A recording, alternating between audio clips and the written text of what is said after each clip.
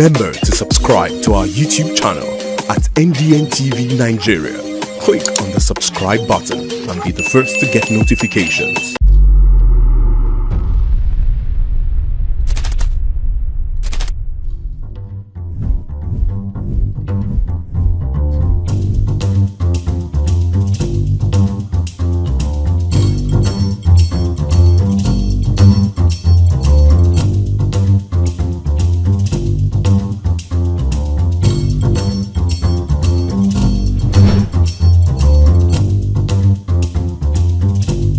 And now, let's join ace broadcaster MAMODE AKUGHA as he takes us inside the Niger Delta.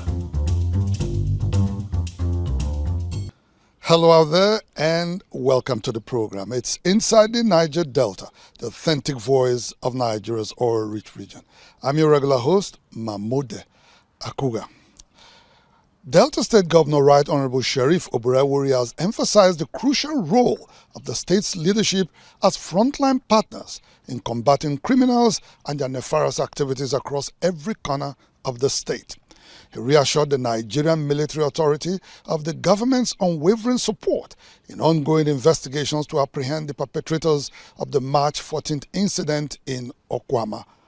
Governor Oborevwori, who made these remarks while receiving a military panel of inquiry led by Air Vice Marshal David Ajayi during the fact-finding mission on the incident, which resulted in the tragic loss of 17 officers and men of the Nigerian Army, reiterated his administration's commitment to enhancing peace and security in Delta State. Following the murder of 4 officers and 13 men of the Nigerian Army in Okwama community in Ughelli South local government area of Delta State, the Nigerian Defense Headquarters set up a board of inquiry headed by Air Vice Marshal David Ajayi to investigate the matter. Last week, the governor of Delta State, Right Honorable Sheriff Oborevwori, received the board at the Government House Annex in Warri.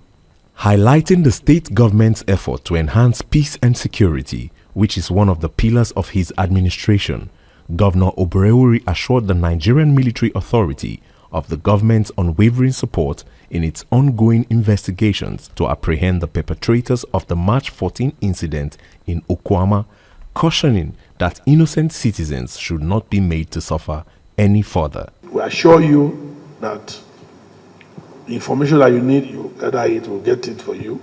And the people that you need to talk to, the DG Security, the Special Advisor on Peace Building and Conflict Resolution is here.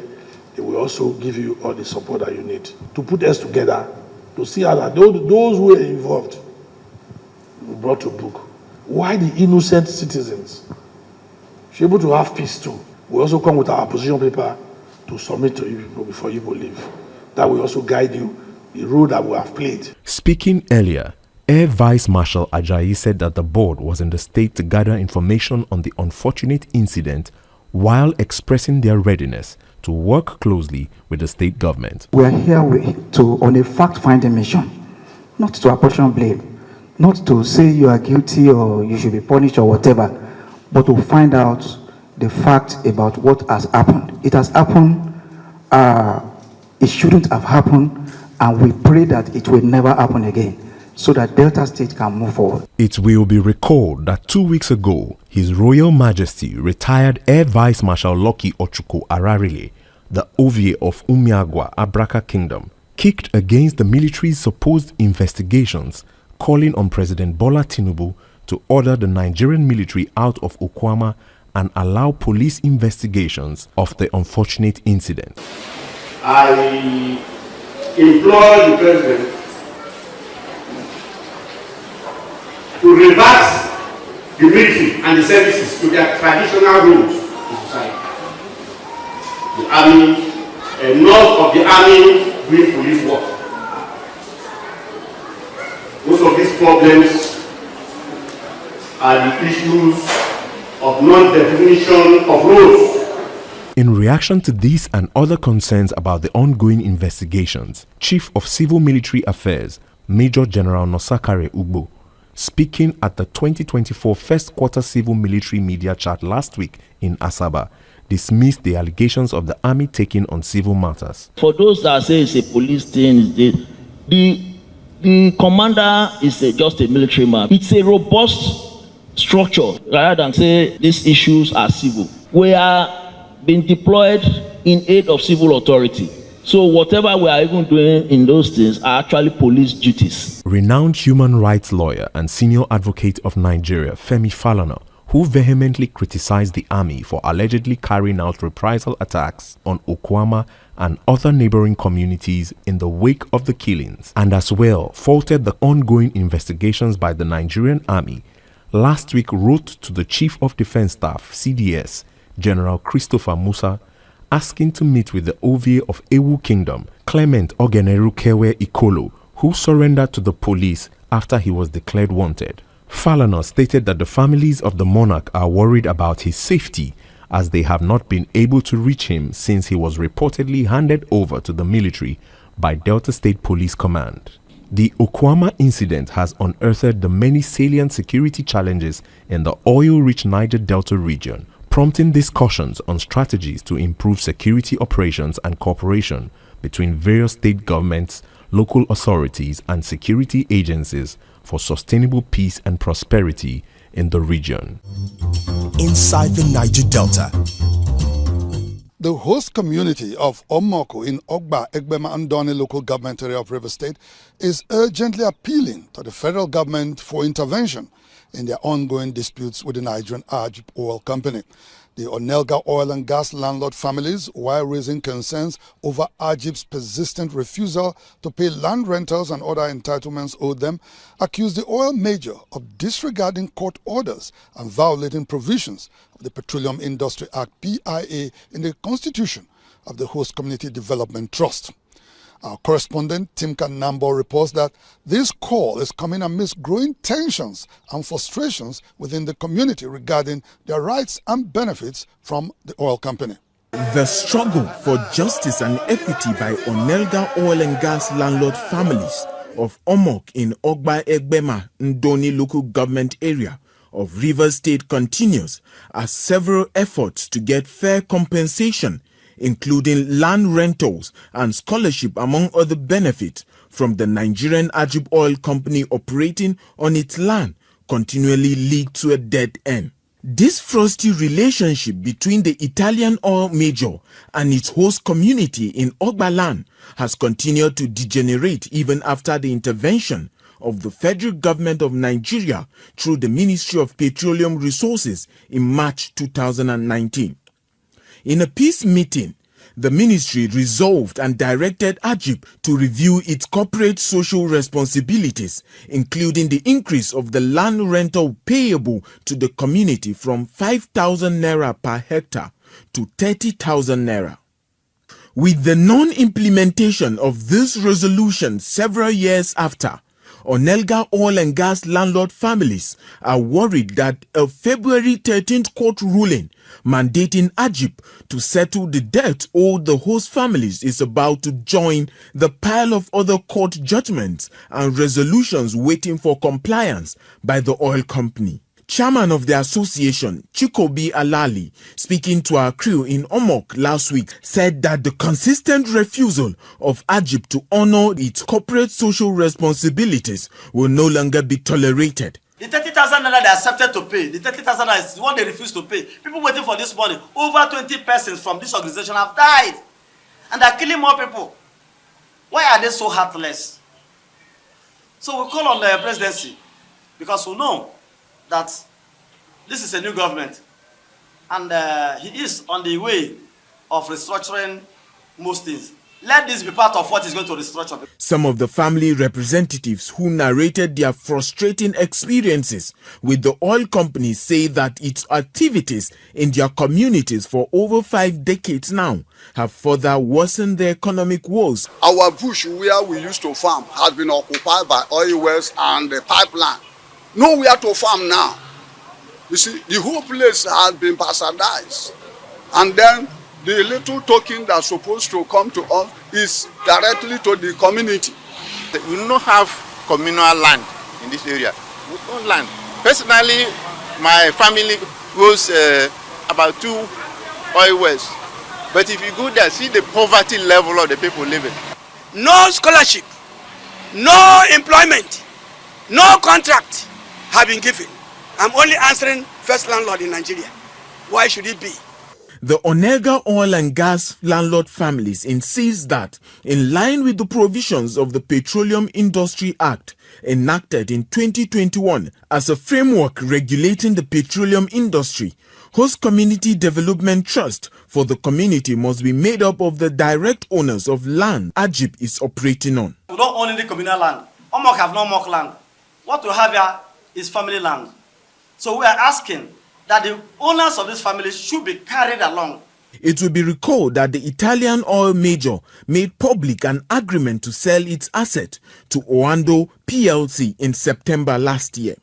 While the deal awaits final assent by the authorities, the landlord associations said it will not agree to such a deal until all subsisting issues with the host communities are settled. Despite repeated efforts and legal battles, the community's quest for justice remains unfulfilled.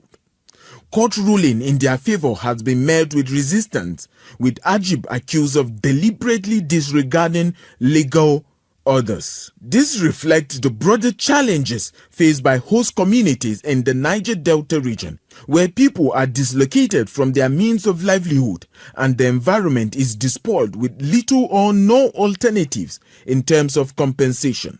While the government remains indifferent in most cases, it is therefore important that the government, especially with the instrumentality of the PIA, wake up to its responsibilities and hold defaulting IOCs accountable, as fair treatment and compensation in the face of all activities remains a pressing concern.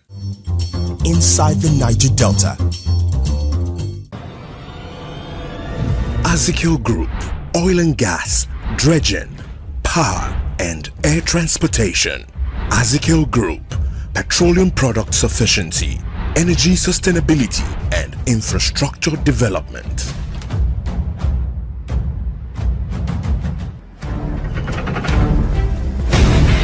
Standout Properties Limited invites all real estate investors, stakeholders and individuals looking to own a home or office space at a choice area in Victoria Island, Lagos to the grand reveal of Bloom Towers, which will take place at the Civic Center, Victoria Island, Ozumba Mbadiwe Road, opposite 1004 Housing Estate. Date Thursday 18th April 2024. Time 5 p.m. Bloom Towers is a combination of residential and commercial high-rise developments with a collection of 1, 2, 3 and 4 bedroom apartments and mansionettes, as well as office space. Green building Bloom Towers is also smart and it's a definition of elevated luxury living. Come, let us show you an investment of a lifetime guarantee to give you huge returns. Bloom Towers, from foundation to skyline. The Niger Delta Development Commission NDDC says it will partner with young farmers who are doing well in commercial farming to train other youths to become independent farmers in the region through the Holistic Opportunities Projects of Engagement, also known as Project Hope. Project Hope is geared towards creating sufficient food supply for the region and providing job opportunities for its teeming young population for rapid socio-economic advancement in the region. The Executive Director of Projects, Victor Antai, who made this known in a recent visit to some farms in Akwa Ibom State, commended the young farmers for their contribution to food sustainability in the region. Last week, while visiting some farms in Ikot Ibom, Itam in Itu local government area and Ndidep Usuk in Ibiono Ibom local government area of Akwa Ibom State, the team of the Niger Delta Development Commission was impressed with the different kinds of crops cultivated in the area. At the 2.5 hectare Aswakak farm, where they grow tomatoes, cucumber, cabbage, pepper and other vegetables, the young Akwa Ibomite, Kufre Joseph, who owns the farm, says he has not less than 25 workers on the farm, and with more investment, he can do more. We need tractor that will help us in clearing the farm. We need chemicals that we use. Look at this cucumber, it's very fine. We are using chemicals to control the pests. We need fertilizers, most especially the poultry droppings. That's the manure. As you can see, manure now is very expensive. So one of the major challenges that we have is fertilizer. Also, the owner of Antias Farm and the chairman of the Commercial Farmers Association in Akwa Ibom State, Aniebet Antai, expressed some of the challenges faced in the commercial farming. Commercial farming is expensive and the poor cannot achieve food sufficiency. I have been saying that because to purchase all this irrigation, mulching, chemicals, fertilizers are quite expensive on the high side. My only thing that I can plead with the NDDC to support is the area of funding. Pleasantly surprised at the efforts of the farmers, the executive director of projects commended the young men for the work they were doing and expressed the commission's readiness to partner with them to train others. We are also interested in small farming clusters. We also have seen the need for us to mechanize most of these commercial vegetables. The future of food security, the future of food sufficiency in the Niger Delta region, vis-a-vis Nigeria, is here in the Niger Delta region. NDDC consultants for Project Hope, Blessing Fubara, also explained that the Project Hope will enable those who are passionate about farming to contribute meaningfully to the growth and development of the region through agriculture. We have seen practically how passionate and resilient the youth of the region can be in terms of being, putting in their efforts as well. And this is one of the things that the Project Hope is looking at, to reassure hope to those passionate and, of course, enterprising young Niger Deltans that we have. So in the agro specimen of the Project Hope, this farm is going to be one of the farms that we will develop for clustering. Holistic Opportunity Projects of Engagement, also known as Project Hope, launched in July last year, is the brainchild of the Managing Director of the NDDC, Dr. Samuel Ogbuku, and it is a deliberate action for sustainable development through achieving food security and creating jobs for the teeming young population of the Niger Delta region. Inside the Niger Delta. Small-scale palm oil millers across the oil-rich Niger Delta region are calling on the Niger Delta Development Commission (NDDC) to assist them with mechanized equipment to enhance productivity and reduce waste. The manual milling process, which usually requires a heavy manpower to produce palm oil, is hampered by some key constraints, which include low awareness and the use of new technologies, leading to a reduced quantity of oil produced.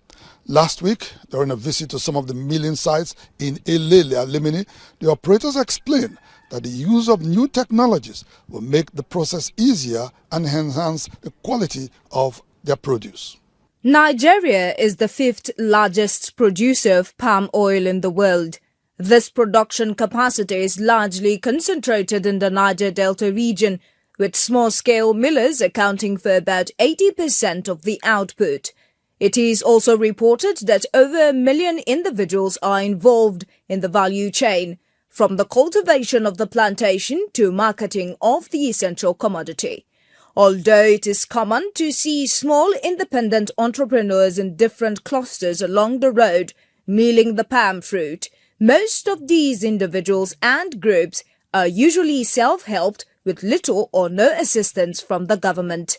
In a recent visit to Mr. Wenda Nguzo's milling site along Elele Alimini Road in Emoha local government area of Rivers State, where he operates with his wife and 5 other workers, Mr. Nguzo said his 10-gallon daily production capacity could improve with better power generation solutions, explaining that most of the manual tasks could be substituted with simple machines in order to increase output. Chairman Elele Oil Millers Association, Mr. Emeka Uzo, and other millers called on the Niger Delta Development Commission to assist them with modernized equipment to improve productivity and reduce waste. Most of the things we do here with our strength, assuming we have engine or more equipment, to have been better than this. At times we produce up to 20 jerry cans in a week.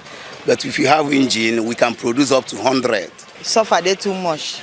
To selecting select all the machine where they use machine where they use cook the banga. Now waiting supposed to need. I go help us to do momo because it could do the work well. Like the mechanized equipment, such as the boiler, then the presser, and also the separating engine.